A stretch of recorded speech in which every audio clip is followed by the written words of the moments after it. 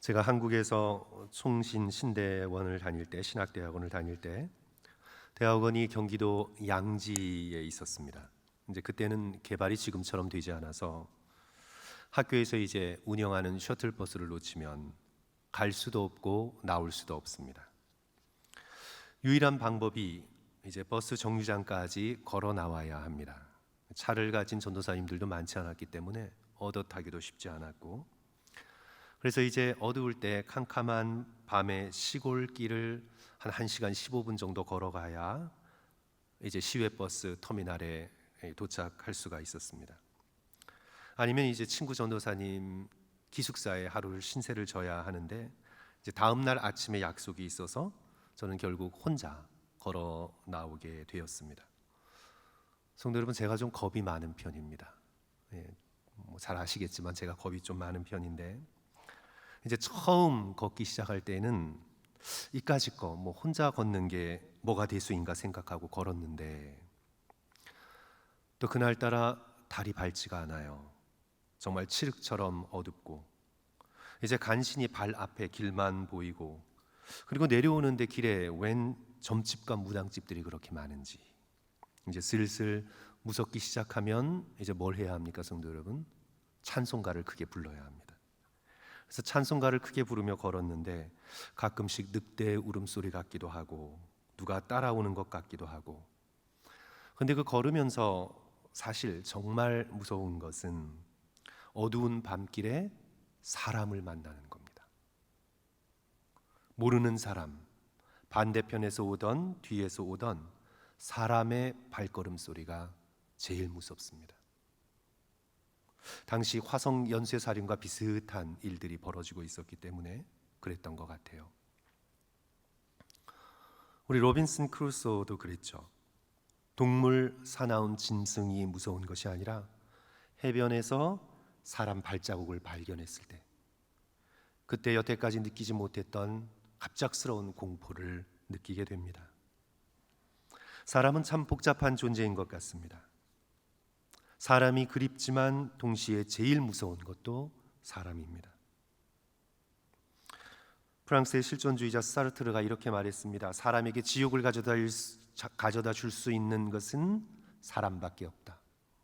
사람에게 지옥을 가져다 줄 수 있는 건 바로 사람입니다. 사람이 제일 무섭습니다. 우리의 인생도 자세히 한번 이렇게 돌이켜보면 제일 힘든 게 사람입니다. 가장 큰 기쁨을 가져다 주는 것도 사람이지만 가장 큰 고통을 가져다 주는 것도 사람입니다. 직장에서의 일 자체는 견딜 수 있어요. 많으면 많은 대로, 힘들면 힘든 대로 몸을 추스려가며 견딜 수 있어요. 그런데 성도 여러분, 사람이 제일 힘들어요. 저도 이렇게 목회를 돌아다 보면 다른 건 다 감당할 수 있어요. 그러나 사람이 힘들어요. 저도 오래전 부교역자였을 때 친구 부목사님들과 함께 커피를 마시면요, 하나같이 다 힘들어해요. 특별히 이제 담임 목회자와 다른 교역자들의 관계 때문에, 교인들과의 관계 때문에 힘들어해요.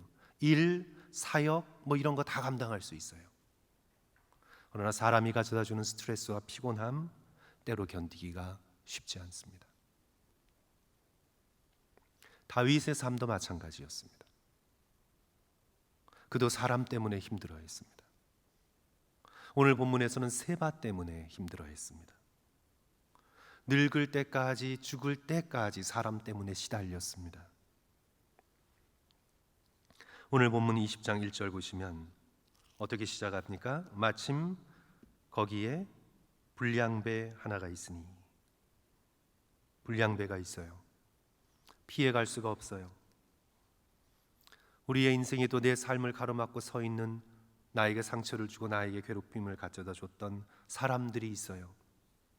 그게 누구이든 저와 여러분의 삶에도 존재합니다. 다윗의 노년은 그의 젊을 때보다 좀 평안할까 했지만 우리가 사무엘하 뒷부분을 읽어보면 읽어볼수록 다윗의 노년의 삶도 힘들었습니다.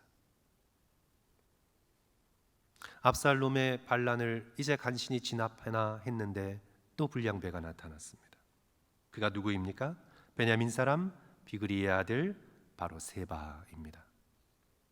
그가 선동합니다. 1절 하반절, 그가 나팔을 불며 이르되 우리는 다윗과 나눌 분깃이 없으며 이새의 아들에게서 받을 유산이 우리에게 없도다. 이스라엘아, 각기 장막으로 돌아가라. 다윗과 이스라엘 지파를 가릅니다. 유다 지파와 이스라엘 지파를 가릅니다. 우리의 주위를 돌아보면 꼭 가르는 사람이 있습니다. 이간하고 가르고 싸움을 붙이고, 그래서 이런 사람이 존재하면 공동체가 힘들어져요.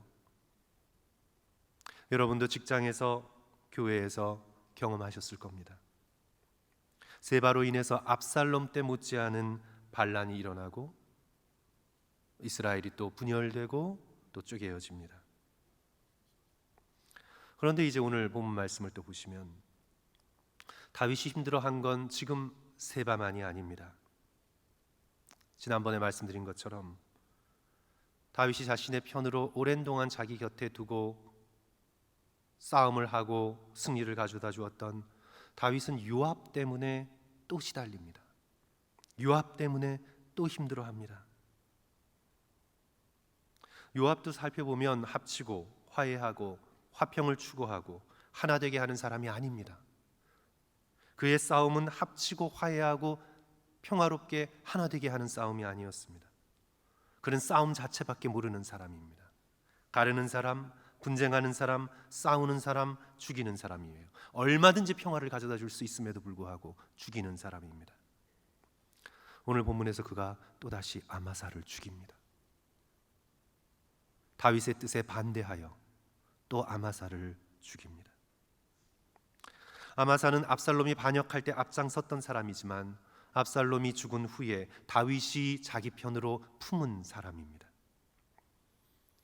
그를 품으면, 한때 적이었지만 그를 품으면 압살롬을 지지했던 백성들이 마음을 돌이키고 다시 이스라엘과 유다가 하나가 되어 하나님의 백성으로 나아갈 수 있다고 믿었기 때문에 다윗은 압살롬을 품습니다.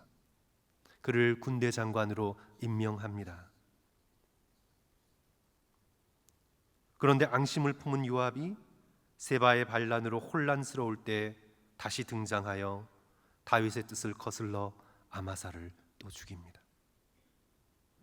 인사하는 척, 형제인 척 하면서 다가가 칼로 배를 찌릅니다. 9절과 10절, 요압이 아마사에게 이르되 내 형은 평안하냐? 형이라고 부릅니다.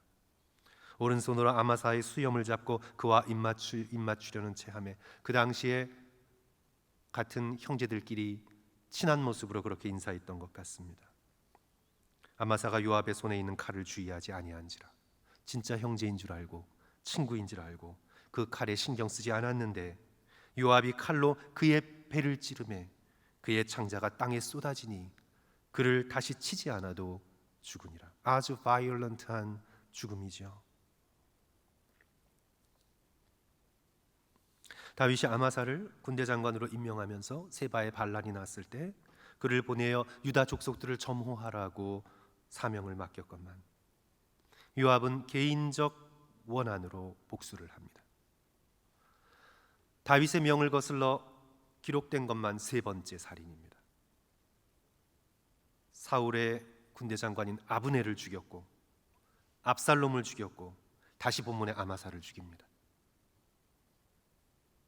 다윗은 2주 전 함께 말씀을 나눈 것처럼 누구보다도 요압과 그의 형제들 때문에, 스루야의 아들들 때문에 다윗은 아주 시달렸습니다.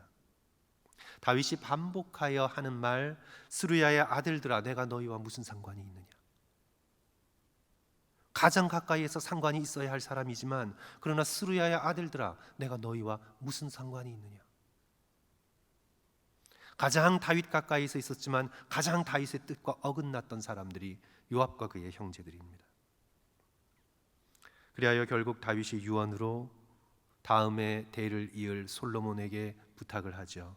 열왕기상 2장 5절과 6절, 스루야의 아들 요압이 내게 행한 일, 곧 이스라엘 군대의 2 사령관 넬의 아들 아브넬과 예델의 아들 아마사에게 행한 일을 내가 알거니와. 오늘 본문의 사건입니다. 그가 그들을 죽여 태평 시대에, 평화의 시대에 전쟁의 피를 흘리고 전쟁의 피를 자기의 허리에 띤 띠와 발에 신은 신에 묻혔으니 내 지혜대로 행하여 그의 백발이 평온히 수월에 내려가지 못하게 하라. 그로 하여금 편안히 죽게 하지 말라. 제거하라는 말이죠. 저는 오늘 이 본문의 말씀을 읽으면서 이런 질문을 하게 되었습니다. 왜 하나님께서는 우리 인생에서 이렇게 사람들과 부딪히며 때로는 큰 기쁨을 누리기도 하지만 동시에 이렇게 힘들고 지치도록 우리들의 삶 가운데 허락하셨을까? 왜 우리에게 천사 같은 사람들만 보내주시지 이렇게 죄 많고 약점 많고 심지어는 폭력적이고 악한 사람들까지 우리의 인생에 놓아두셨을까? 왜 하나님께서는 이런 힘든 사람들을 우리의 인생 가운데 허락하셔서 우리로 하여금 그들을 상대하며 살아가도록 우리의 삶 속에 허락하셨을까? 이런 질문을 하게 됩니다. 그에 대한 직접적인 대답은요, 성도 여러분, 우리가 사람들과 부딪혀가며 내가 성장해야 되기 때문입니다. 보석을 더욱 빛나는 보석으로 정련하기 위해 그 보석을 다른 돌들 사이에 놓고 돌려야 합니다. 다른 돌들과 함께 부딪히고 부딪히며 보석의 표면은 더욱 맑아지고 빛나고 아름다운 보석으로 변화됩니다. 잠언의 비유처럼 철이 철을 날카롭게 함같이 사람들은 우리를 더욱더 아름답고 성숙하게 만들 수 있음을 우리는 믿어야 하겠습니다. 우리의 삶을 돌이켜보면 사실 괴롭고 힘든 시간을 통해 우리는 변화됩니다. 편안하고 안락한 생활이 아니라 때로 괴롭고 힘든 상황이 주어졌을 때야 비로소 하나님을 바라보고 주님을 의지하게 됩니다. 편하잖아요. 하나님 기억하긴 하는 것 같아요. 하지만 그냥 편한 것 속에 매몰되어서 하나님을 간절히 찾을 수가 없습니다. 다른 편한 것들이 좋기 때문입니다. 그런데 괴롭고 힘든 순간을 통과하면서 정말 나에게 유일한 소망은 하나님 한 분밖에 없구나 깨닫고 하나님 앞으로 나와 부르짖고 간구하며 주의 능력을 구할 때 우리는 변화됩니다. 다윗은 하나님께로부터 내 마음에 합한 사람이라는 놀라운 칭찬을 들은 사람입니다.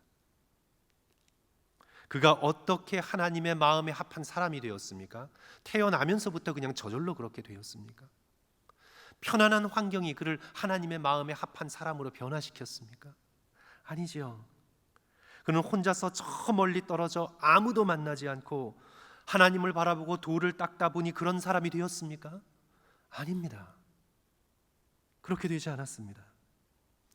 다윗은 사람들 속에서 죄인과 악인 속에서 부딪혀 살아가며 자신의 죄를 발견하고 자신도 그렇게 깨끗하고 거룩한 사람이 아님을 깨닫고 그 속에서 하나님을 찾고 주께 부르짖고 하나님을 자신의 피난처요 요새요 반석으로 삼아가며 그러므로 인해서 성숙하고 성장하여 하나님이 보시기에 아름다운 사람으로 변화되었습니다. 성도들은 교회 없이는 절대로 성장하고 성숙하지 못합니다. 어쩌면 내 곁에서 허락하신 그 힘든 사람들 때문에 내가 더 인내를 배우게 되고 내가 더 용서를 배우게 되고 내가 더 그럼에도 불구하고 사랑하는 사람이 되어 가는 것입니다. 사람 때문에 우리는 변화됩니다.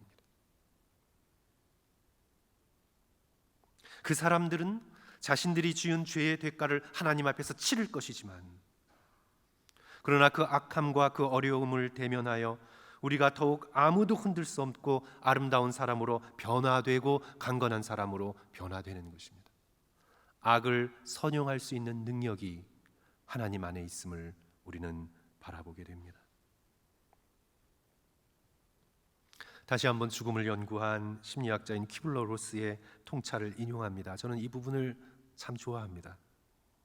그가 이렇게 썼습니다.